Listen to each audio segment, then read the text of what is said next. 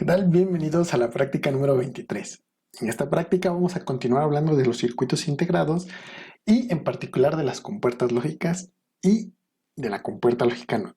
En electrónica, como les decía, existen circuitos digitales y circuitos analógicos. Ahora, en este curso es de interés hablar acerca de los circuitos digitales. Ahora, como les decía, pues nosotros tenemos varios circuitos integrados, que es precisamente el hecho de que cuando los circuitos ya se van haciendo más grandes, tenemos varios componentes, varios dispositivos electrónicos, pues nosotros los podemos ya encontrar en precisamente un circuito integrado o como les llaman algunos chips. Ahora, estos circuitos integrados, por ejemplo, el temporizador y el amplificador operacional, observamos que se parecen físicamente de manera tremenda. Lo único que cambian pues es precisamente su nombre, que son los números o las letras que vemos aquí. A esto se le llama matrícula. Esta parte que nosotros vemos aquí en los circuitos integrados, su matrícula es lo que cambia y es precisamente lo que nos va a estar indicando pues qué función es la que está haciendo. Cuando tú estás a lo mejor componiendo algún dispositivo electrónico, algún componente electrónico que no sabes cómo funciona, pues lo mejor es de que pues observes las matrículas y pues vayas viendo, buscando en internet sus hojas técnicas y pues precisamente ver qué es lo que nosotros estamos cómo está funcionando el circuito. Ahora, muy bien, en la parte de circuitos digitales, de diseño digital, pues nosotros precisamente vamos a hablar acerca un poquito de esta parte binaria, donde solamente vamos a trabajar con ceros y unos. Ahora, durante este curso vamos a considerar que un cero lógico va a equivaler a 0 volts y un uno lógico van a ser 5 volts. Y seguramente te estarás a lo mejor preguntando, ¿por qué en este curso? Porque lo estamos acotando así. Ahora, hay otros circuitos donde trabajan de forma diferente. Un cero lógico puede ser al revés, puede ser menos 12 volts incluso, por ejemplo. O cero lógico puede ser 12 volts. Va a depender mucho. Ahora, los circuitos que vamos a tocar ahorita, más adelante, estas compuertas lógicas se utilizan para procesar cierta información. Ahora, la compuerta lógica NOT es de las más básicas. Más adelante vamos a estar hablando acerca, por ejemplo, de la AND, de la OR y así. Ahora, la salida o como el trabajo, lo que hacen estas compuertas lógicas, está determinado por sus valores de entrada y sus salidas. La compuerta lógica NOT, estamos viendo su simbología precisamente y esta simbología nos va a indicar que se trata de una compuerta lógica NOT o inversora. Ahora, ese inversor nosotros lo vamos a encontrar precisamente aquí en el circuito digital, en el circuito integrado 74HC0. Aquí en la hoja técnica nosotros estamos encontrando precisamente que en la esquina superior derecha, pues los nombres de las matrículas que te decía. Es decir, el mismo circuito integrado lo vamos a encontrar así como el SN5404 o hasta el SN74S04. Y nos dice que es un conjunto de 6 inversores. Ahora nos dice, por ejemplo, el tipo de empaquetado que puede tener, porque los circuitos integrados pueden tener muchas presentaciones. Pero lo importante es su matrícula, y esa matrícula nos indica el funcionamiento. Aquí mismo, precisamente, para el caso de esta compuerta lógica nos marca una tabla de funcionamiento o una tabla de verdad. Por ejemplo, dice que en la primera columna nosotros vamos a tener las entradas o aquí las va a determinar como por una A. Y a las salidas las vamos a encontrar por una Y. Ahora, ¿cómo se interpreta esta tabla? Nosotros dice que vamos a tener un valor en alto, es decir, high. Cuando nosotros tenemos este valor high o alto, pues en la salida nosotros vamos a tener un valor bajo. O sea, siempre va a estar haciendo lo contrario, lo inverso. Es decir, si en la entrada nosotros tenemos un valor bajo o low, pues en la salida vamos a tener un valor alto o high. Por lo mismo, como los circuitos ya van creciendo en tamaño, pues precisamente tenemos la simbología que te está mostrando aquí esta hoja técnica, que se parece mucho a la de un diodo, pero no hay que confundirlo. Es un triángulo con una pequeña bolita y se lee precisamente de izquierda a derecha. Tenemos una entrada 1A y pues su correspondiente salida 1Y. Y así sucesivamente para cada una de las demás. ¿Por qué? Porque en un mismo circuito integrado, que como les decía podemos ver, encontrar diferentes empaquetados, el más común precisamente es este que les estoy aquí mostrando en la esquina superior derecha o del lado derecho. En este rectángulo nosotros encontramos que tenemos una muesca, es decir, esta pequeña curva o un punto también, y ese nos va a indicar que es el pin 1. Luego nosotros podemos ir viendo que es el pin 2, 3, 4, 5, 7 y de forma antihoraria, en sentido contrario a las manecillas del reloj, pues va a ser el 8, 9, 10 y así hasta el 14. Ahora, el pin 1 nos dice que es la entrada 1 de la primera compuerta lógica, por eso tiene el número 1. Y el pin 2 nos dice que es su correspondiente salida.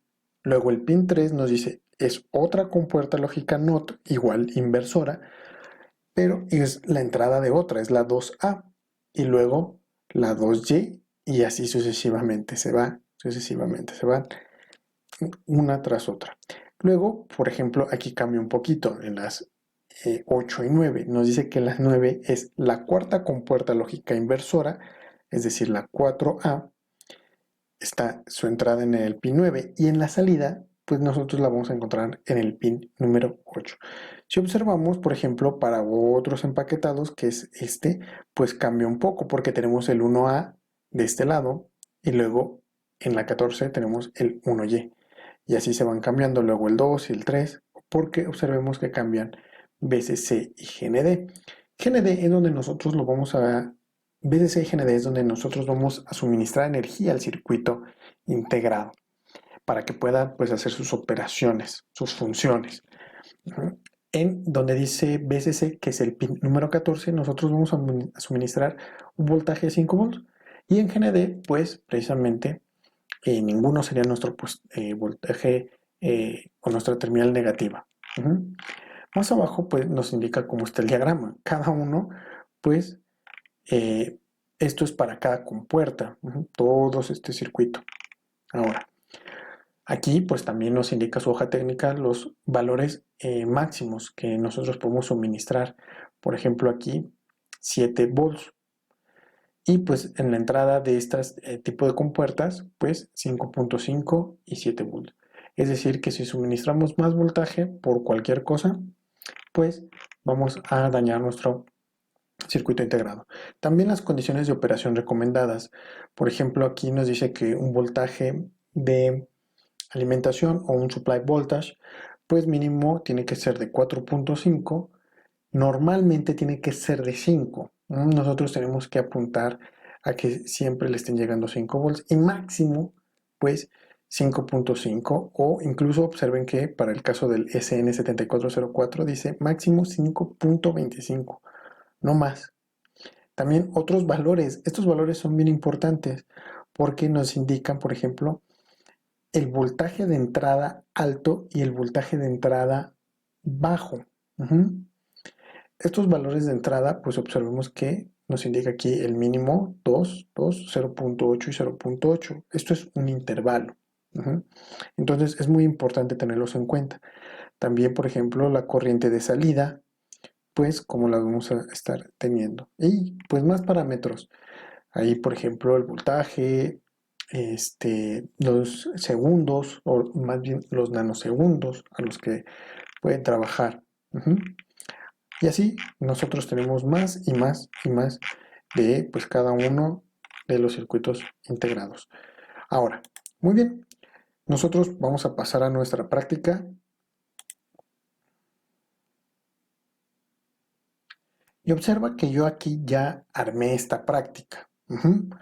Ya la tengo aquí. Seguramente tú no vas a tener un suministro de energía, por ejemplo, como esta fuente de laboratorio.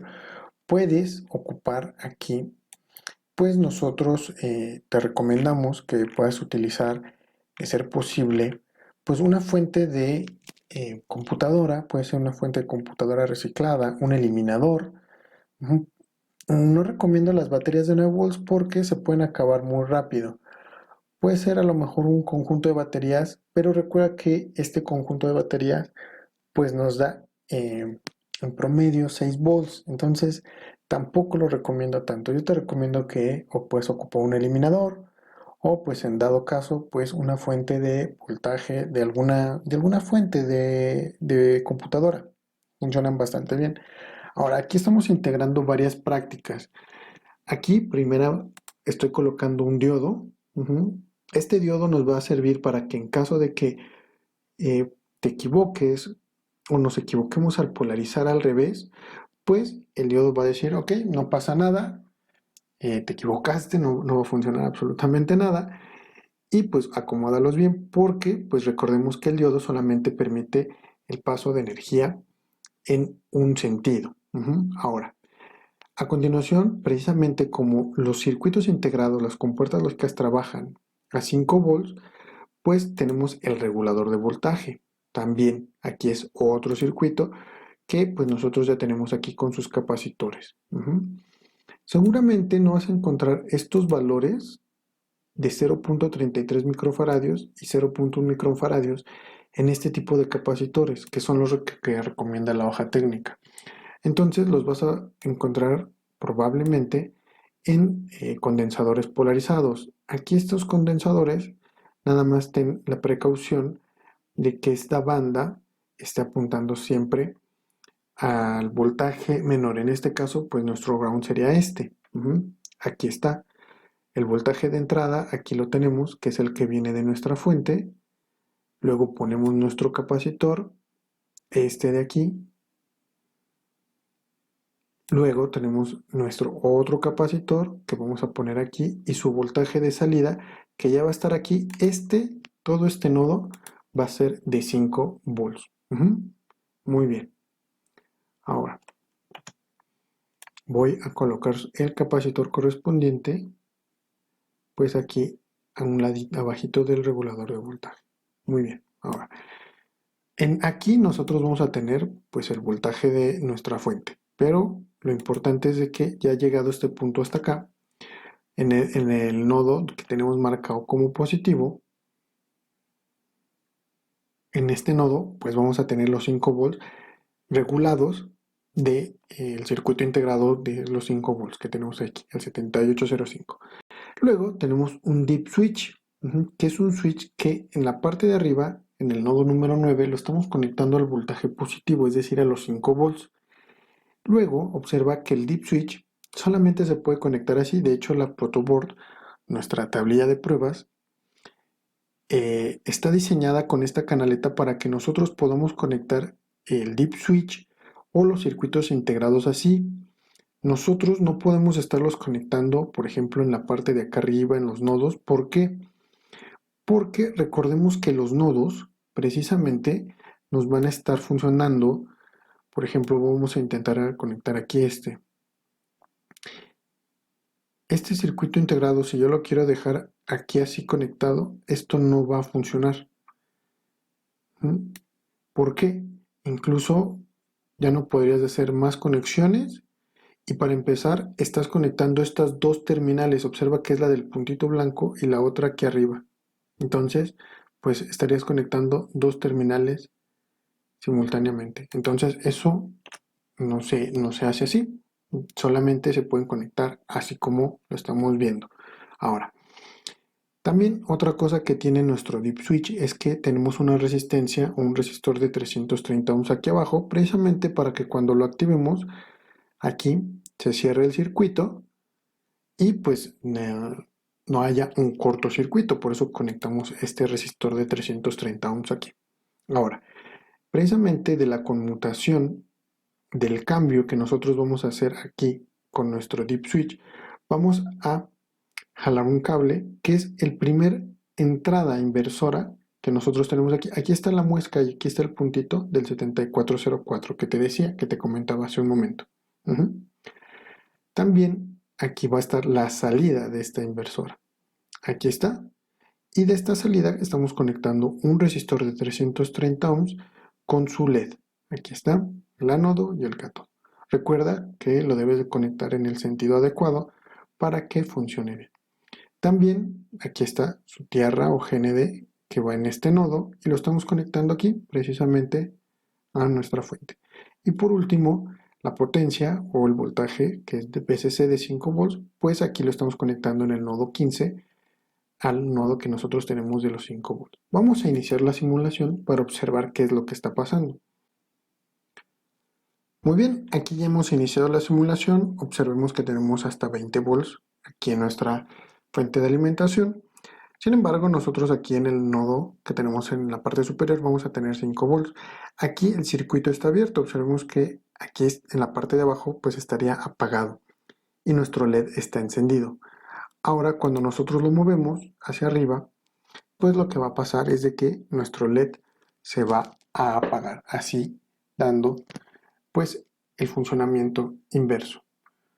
Ahora te invito a que continúes con esta práctica, pues haciendo algunas lecturas de voltajes. Por ejemplo, conecta algún multímetro aquí en la entrada, la terminal positiva aquí, la terminal negativa aquí abajo y pues también otro multímetro aquí en la salida. Igual la terminal positiva aquí y la terminal negativa aquí abajo.